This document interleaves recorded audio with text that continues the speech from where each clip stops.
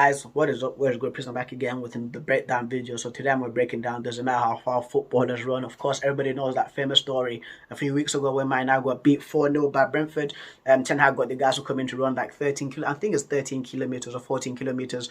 Of course, because like that's the accumulated stats to how less they ran against Brentford, and Ten Hag actually joined in too, so shout out to Ten Hag taking accountability, leading from the front too. So yeah, and he's not like sat there on his bicycle or like in a car watching them run. He's in there in the trenches with them.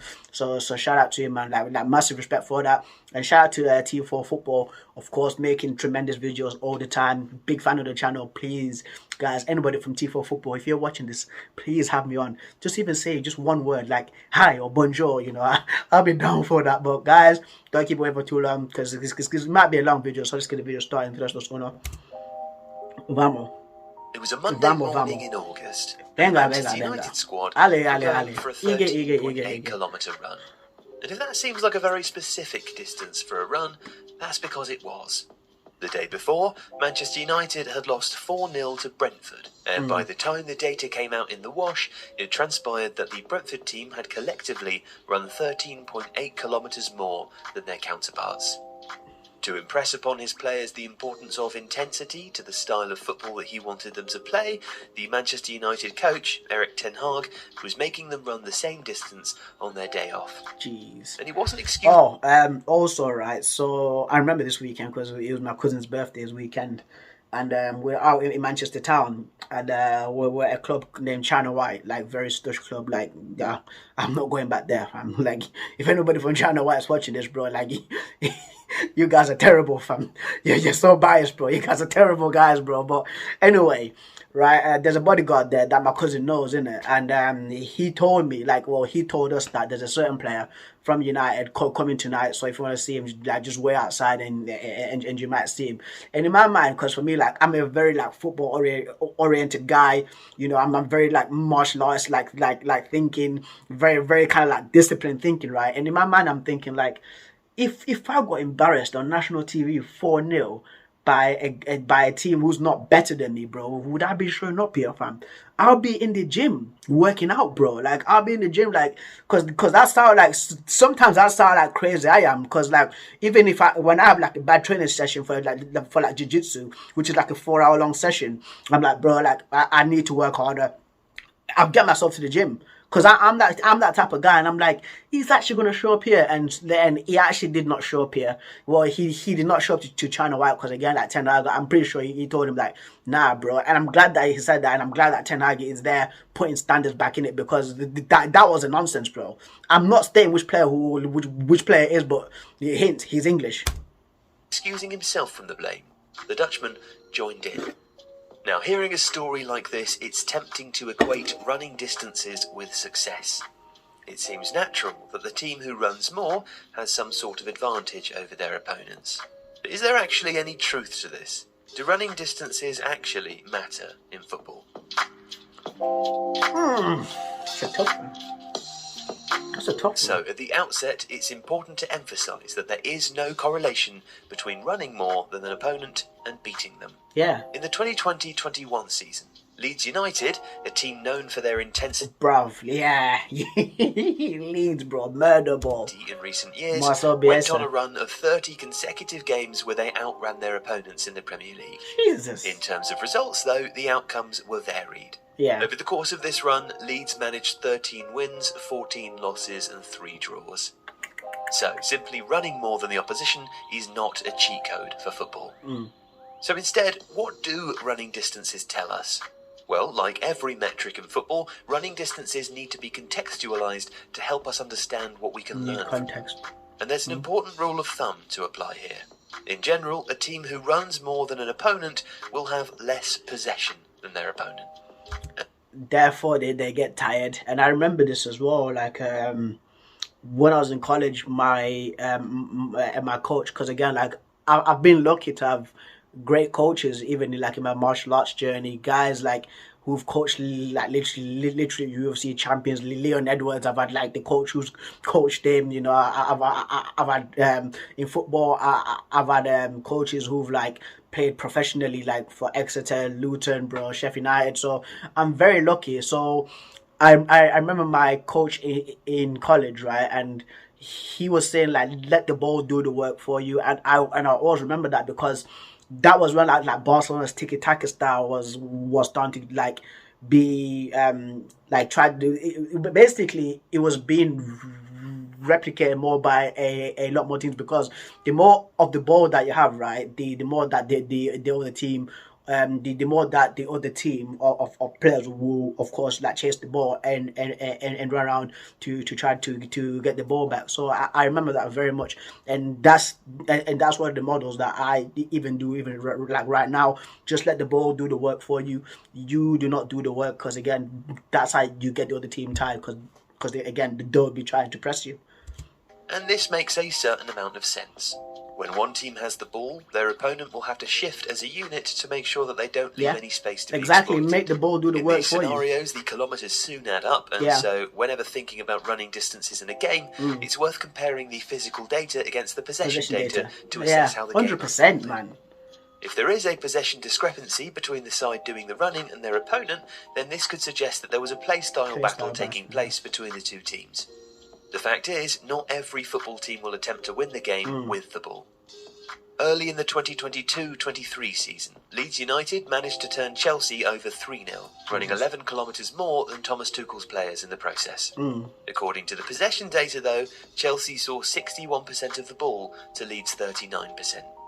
Notably, Jesse Marsh's Leeds United play a form of gegenpressing football where possession is less important than moving the ball into areas where a counter-press can be sprung, producing moments of defensive destabilisation for the opposition, which can be exploited through direct attacking.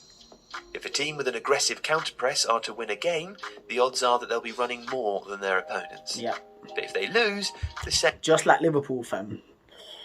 Bruv, that peak Liverpool squad in 2019, fam. Same will also be true.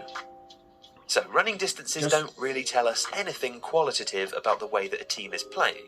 Suffice to say, we can't learn about whether a team is playing well from the running data. They only give us quantitative information, how much running a team is doing. To move from the quantitative to the qualitative, we need to add more layers of data. But that doesn't mean to say that running hard and long isn't beneficial to a football team. There has been some academic research that shows the advantages of running in football. A 2021 paper in the International Journal of Sports Science and Coaching found a strong relationship between running performance and the probability of scoring the first goal in a game of football. Wow. Interestingly, this relationship was strongest for total running distance compared to high speed, sprint or in possession running distance. It's worth noting, though, that this study was based on a sample of 302 games from the Bundesliga in Germany from between 2011 and 2017, and so any statistical significance might be specific to the German top division at that time. Yeah, makes sense. A 2012 paper in the Journal of Sports Sciences, this one focusing on 360 goals from the 2007-8 Bundesliga season, found that the most common actions for players scoring were straight sprints. 45% of the goals scored in the dataset consisted of this type of action. Of these, around 67% of sprints were conducted without an opponent contesting for the ball. So running distances may not correlate with the chances of success, but it's clear that running may well lead you to a greater chance of scoring. However, even here there is data to the contrary. In 2018, Bobby Gardner wrote a piece for The Ringer titled "Messi Walks Better Than Most Players Run." In this article, he showed how Lionel Messi bucked the trend of running distances, raising a player's chance of productivity in front of goal. Looking at data from the 2017-18 Champions League, Gardner found that Messi ran comfortably less than any other elite attacker, averaging just less than 5 miles per 90 minutes. By way of comparison, again though, but is that the whole reading of play? You get what I mean? Like, because with Messi, like it's again, like off the ball, he's a very intelligent player. You know, like again, it's the whole reading of play. Like in my opinion, because I do see Messi walking around there a lot too. Like it's not, it does make sense that like when you see Messi, he's always just walking around. But Again, I think it's just how he actually reads play, like in my opinion. Genuinely, I think it is. Comparison, Thomas Müller, who put up a lower number of goals and assists per 90 minutes than Messi in that iteration of the Champions League, ran closer to 7 miles per 90 minutes. Using data from another paper given at the Sloan Sports Analytics Conference in Boston in 2018, Gardner suggested that Messi's lower running distance numbers were actually the result of him being able to control space through walking rather than running. So running is clearly a fundamental aspect of football. But as with so many things within the game, it's not simply enough to do it. You have to do it well. As players get increasingly better at the off-ball side of the game, we are seeing more and more pressing teams beating opponents who look to possess the ball. But that doesn't mean that every team that puts up a higher volume of running distance will always overcome. Because anybody with space, bro. Like I remember, I think it was Enzo that said this. Anybody, right, with space playing football can look like Iniesta, fam. You know what I mean? Like if someone's got so much time on the ball, bro, with a lot of space, like they can look so good, bro. If someone's pressing them with pressure, fam. When someone's that close to them tight, then that's when everything starts, turning sideways. Become their opponents. If you like this video, please consider subscribing to... I enjoyed that video again, but yeah, of course, running doesn't win you games, like in football, fam. Like, of course, there's a team like Man City, again, who are very good, right? Like, on the ball, again, possession-based. And then there's a team like Liverpool, like two different teams. Like Liverpool, again, like for me, the playing style that they play, right, is World War Z football. That's what I call it. Like the zombies, bro. Like those zombies in World War Z when they're just sprinting and never stopping, bro, and they're running over each other, bro, and trying to get to that one person. That's Liverpool players, bro. The way that they press, right, the way that they keep bombing forward, fam.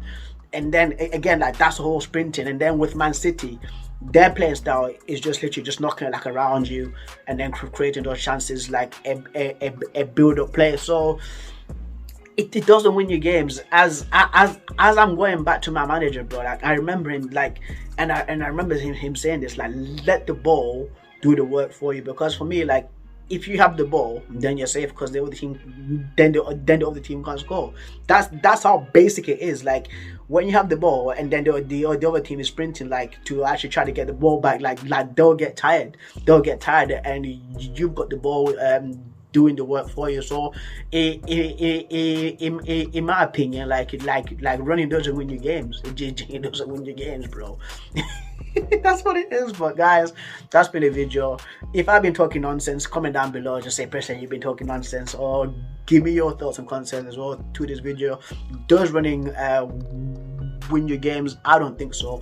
Goals win your games, no matter if you've got the ball, right, the most in a game, you've got the higher opportunity of scoring a goal, and when you score the goal, that's when goals win games. But if I'm talking shit, just comment down below. And yeah, I'm very interested like about this video again, because it's from Tifo Football. They break down brilliant clips like this as well. But yeah, if you like your support your boy, don't forget to subscribe, guys. I've been Preston breaking down. Doesn't matter how far footballers run.